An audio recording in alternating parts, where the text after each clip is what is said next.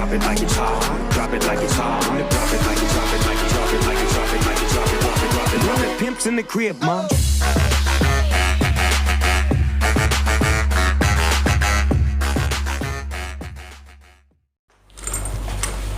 हाँ जी, तो दोस्तों स्वागत है आपका इस वीडियो के लास्ट पार्ट में। तो चलिए फिर हम लोग शुरू करते हैं।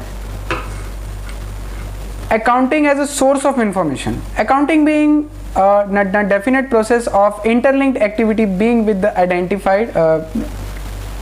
the identification of transaction at the end of the preparation of financial statement. Oh my God, इतनी सारी इंग्लिश है, मैं नहीं बता पाऊंगा। चलिए दोस्तों देखा जाए तो जो अकाउंटिंग के जो हमारे ना सोर्स ऑफ इंफॉर्मेशन है वो कहाँ से आते हैं, हम इस पार्ट में पढ़ने वाले हैं। सबसे पहले आता है आपका क्वालिटेटिव कैरेक्टरिस्टिक्स, ठीक है ना, qualitative characteristics of accounting information. सबसे पहला रिलायबिलिटी, सबसे पहला आपको ना क्या मिलता है, reliability. The accounting information should B free error and personal bias of accountant and owner। दोस्तों अक्सर क्या होता है कि ओनर चाहता है कि अकाउंटिंग इस टाइप से हो ना, लेकिन जो अकाउंटेंट है वो बोलता है कि नहीं इसको इस टाइप से होना चाहिए। तो दोनों के पर्सनल बाइस बिल्कुल नहीं होना चाहिए, रिलायबिलिटी तभी ना बन पाएगी, ठीक है। उसके बाद आता है relevance. Accounting information should be made available to the user in time and disclose all relevant information apart from disclosing the statutory required information, ठीक है। The information so provided must help them in prediction and feedback। अब इसका मतलब क्या होता है ना दोस्तों कि भैया अकाउंट्स के रिलेटेड या तुम्हारे बिजनेस रिलेटेड जितनी भी इंफॉर्मेशन है वो सारी की सारी आपको ना क्या करनी है, यहाँ पर कंप्लाई करनी है। उसके बाद understandable, the financial information communicated should be understood by the user. अब मतलब ऐसा भी नहीं एंट्री बनाना और ऐसा भी नहीं फाइनेंशियल स्टेटमेंट बनाना है कि घंटा किसी को समझ ही ना है। उसको आपको इतना प्यार से आखिरी में समराइज करना है, अच्छे से बनाना है ताकि भैया पढ़ने वाले को समझ आ जाए, माल बिका, माल खरीदे, इतना प्रॉफिट, इतना लॉस, इतना नकद पड़ा, इतना बैंक में पड़ा, इतना लोन है, इतनी एसेट है, आपको उनको अच्छे से ये चीज़ समझ में आ जाए। उसके बाद आता है क्या, comparability. The financial information provided by the business enterprise to its user must be comparable over the different time period and with other entity।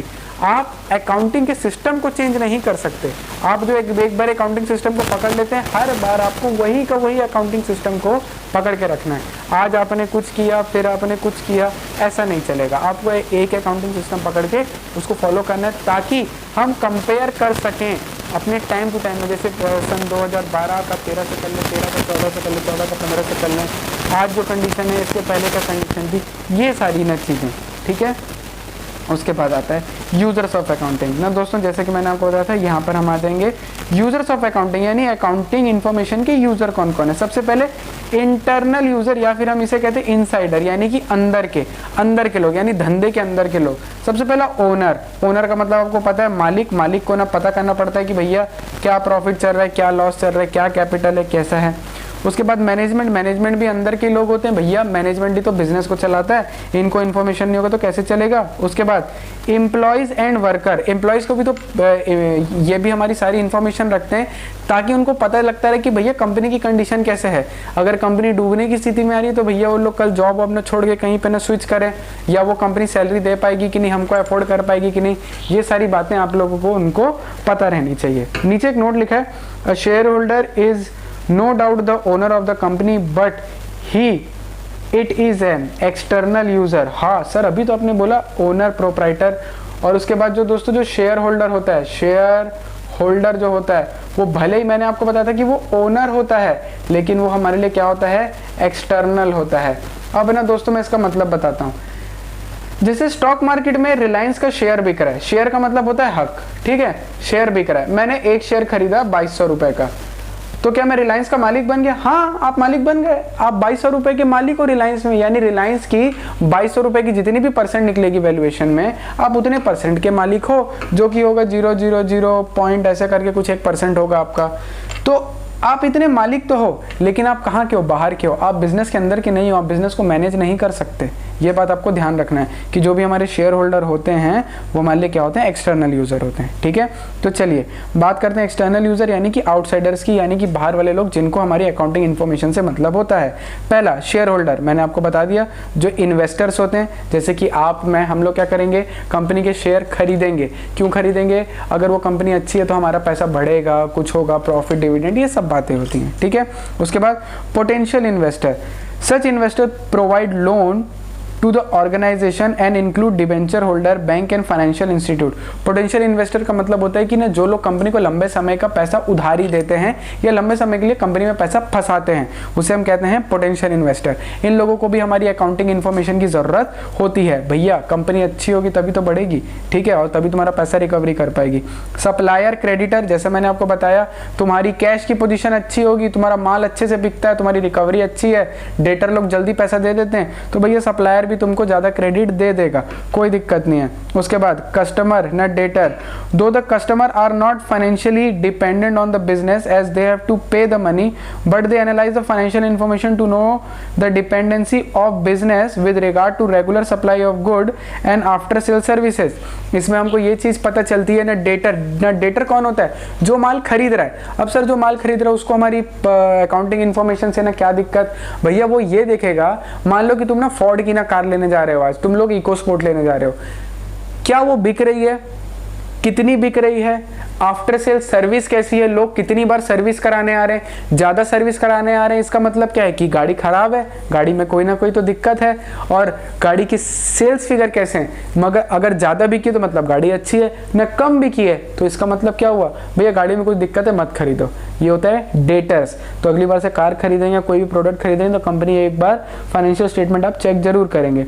उसके बाद government and it's agency, government and it's ना agency यानी कि आप proper tax वगैरह पटा रहे हो कि नहीं, इनकम टैक्स हो गया, वैट ऑफिसर हो गया, ये सब हो गया, एक्साइज ऑफिसर हो गया।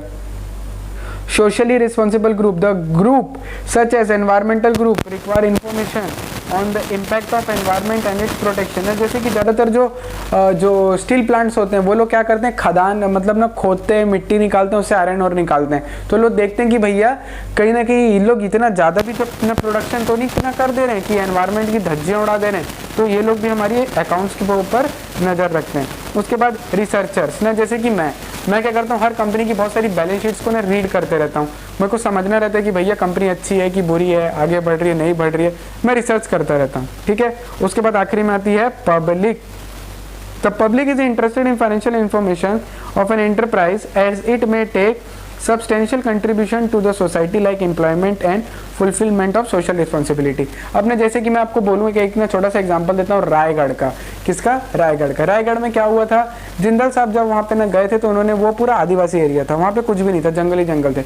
उन्होंने बोला मेरे को लैंड दे दो, मैं तुम्हारा ना देश पूरा, मतलब मैं तुम्हारी ये जगह पूरी बना दूंगा। आज वहाँ पे देखो, जब वहाँ पे प्लांट लगा है तो वहाँ पे कितना ज़्यादा डेवलपमेंट हुआ है। तो कंपनी देखती है, जो ना पब्लिक होते देखती है इन लोगों को कि भैया ये सोशली कितना काम कर रहे हैं, नहीं कर रहे हैं। तो अकाउंटिंग ऐसे करके इन सब ना लोगों को फॉलो करता है। ठीक है, तो दोस्तों आपकी भी यहाँ पे फोटोज आ सकती हैं। ठीक है, तो ज्वाइन करें, जो लोग ज्वाइन नहीं किए, जो लोग ज्वाइन करके रखें।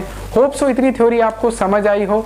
और अगला जो टॉपिक होगा वो प्रिंसिपल ऑफ अकाउंटिंग होगा, वो भी वीडियो आपके पास बहुत जल्द आने वाली है। बहुत मजेदार टॉपिक होगा, एक एक को अच्छे से एक्सप्लेन करेंगे।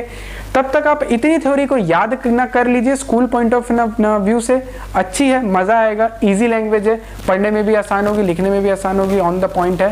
तो मिलते हैं दोस्तों आपसे अगली वीडियो में, तब तक के लिए स्टे मोटिवेटेड, स्टे पॉजिटिव। जय हनुमान, टेक केयर।